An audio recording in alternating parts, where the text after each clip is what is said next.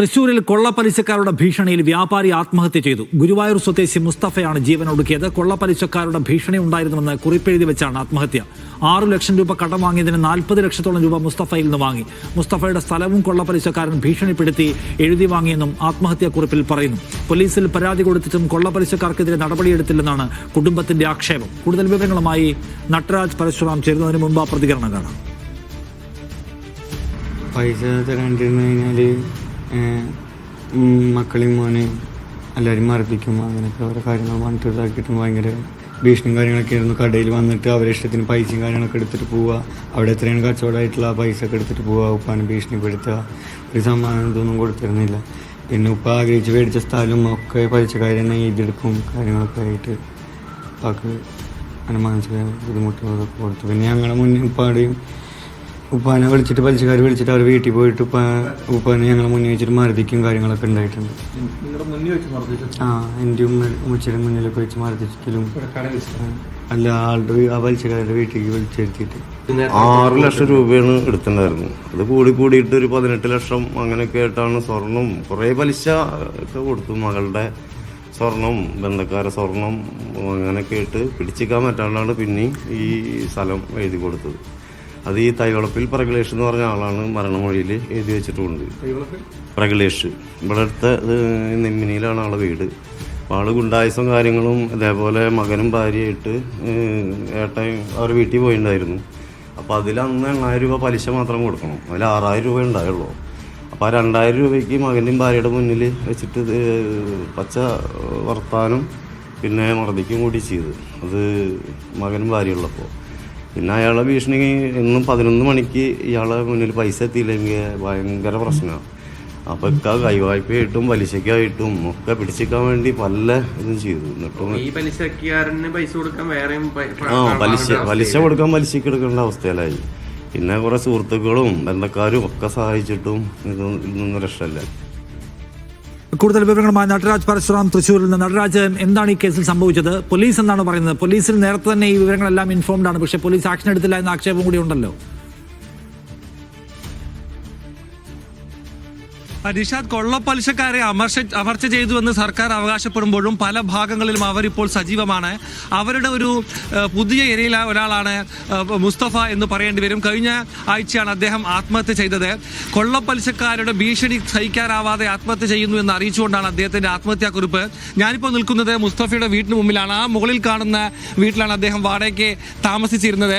ഗുരുവായൂരിൽ ഒരു ഫാൻസി കട നടത്തുകയായിരുന്നു. ഒപ്പം തന്നെ വൈകുന്നേരങ്ങളിൽ ചായയും ലഘുഭക്ഷണവും കൊടുക്കുന്ന ഒരു കടയും അദ്ദേഹം നടത്തിയിരുന്നു. ബിസിനസ് കാര്യത്തിനായാണ് പ്രദേശത്തെ പ്രഹ്ലേഷ് എന്നുള്ള ആളിൽ നിന്നും ഏതാണ്ട് 6 ലക്ഷം രൂപ 1.5 വർഷം മുമ്പ് വാങ്ങുന്നത്.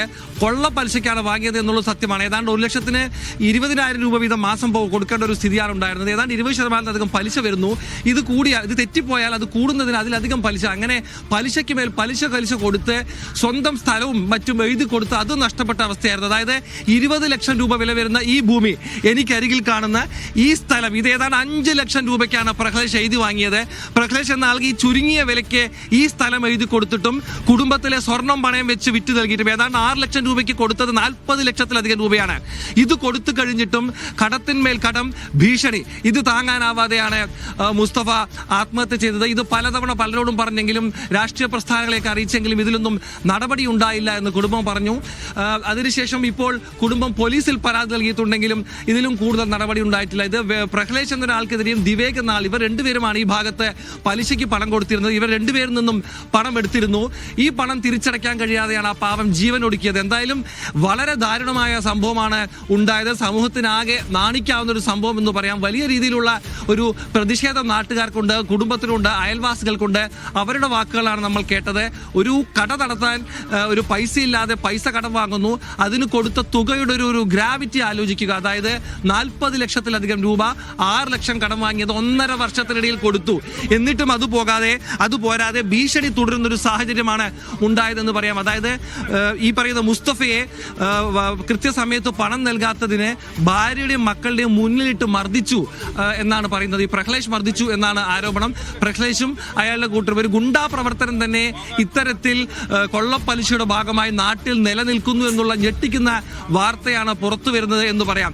പണം നൽകാത്തതിന് മർദ്ദിച്ചു, ഭീഷണിപ്പെടുത്തി, ചെക്ക് മറ്റ് സംസ്ഥാനങ്ങളിൽ കൊണ്ട് കൊണ്ടുപോയി പ്രസന്റ് ചെയ്യും. ഒറീസയിലോ അല്ലെങ്കിൽ ബീഹാറിലോ കൊണ്ടുപോയി ചെക്ക് പ്രസന്റ് ചെയ്ത് കേസ് ഉണ്ടായാൽ ഭാര്യയുടെ പേരിലുള്ള ചെക്കാണ്, അവിടെ വന്ന് കേസ് നടത്തേണ്ടി വരും, ഭാര്യയെ ആ സംസ്ഥാനത്തേക്ക് കൊണ്ടുവരേണ്ടി വരും. ഇത്തരം ഭീഷണികളാണ് ആ ഗൃഹനാഥന് കേൾക്കേണ്ടി വന്നത്. പണം കൊടുത്തു മുടിഞ്ഞ്, പലിശ കൊടുത്തു മുടിഞ്ഞ് വളരെ സങ്കടത്തോടു കൂടിയാണ് അയാൾ ഒരു രക്ഷയുമില്ലാതെ ഒക്ടോബർ 10 ജീവൻ ഒടുക്കിയത്. അതിനുശേഷമാണ് ഇത്തരത്തിലുള്ള ഒരു പരാതിയുമായി കുടുംബം പോലീസിനെ സമീപിച്ചത്. ഗുരുവായൂർ ടെമ്പിൾ പോലീസാണ് ഈ കാര്യത്തിൽ അന്വേഷണം നടത്തുന്നത്.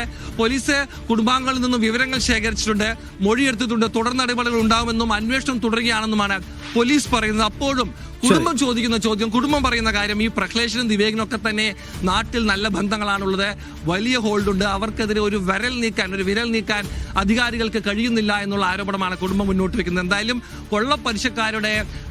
കൊള്ളപ്പലിശക്കാരുടെ ക്രൂരതയിൽ ഒരു ജീവൻ പൊലിഞ്ഞു എന്നുള്ള ഏറ്റവും സങ്കടകരമായ വാർത്തയാണ് ഗുരുവായൂരിൽ നിന്ന് റിപ്പോർട്ട് വിവരങ്ങൾ നൽകിയത്. കൊള്ളപ്പലിശക്കാർ 6 ലക്ഷം രൂപ കടം വാങ്ങിയതിന് 40 ലക്ഷം വാങ്ങിയിട്ട് പിന്നെയും പീഡിപ്പിക്കുകയും ഭയപ്പെടുത്തുകയും ചെയ്തു.